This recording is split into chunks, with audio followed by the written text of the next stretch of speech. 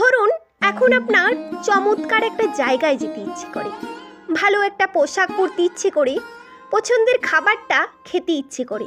হয়তো এখন আপনার সীমাবদ্ধতার কারণেই সেগুলো সম্ভব হচ্ছে না, কিন্তু একটা সময় পরে গিয়ে দেখবেন সেই জিনিসগুলোই অফুরন্ত পাওয়ার পরে এখনকার মতন সেই উৎফুল্লতা, সেই আনন্দ, সেই উচ্ছ্বাস, এই ব্যাপারগুলো হয়তো তেমন একটা থাকবে না।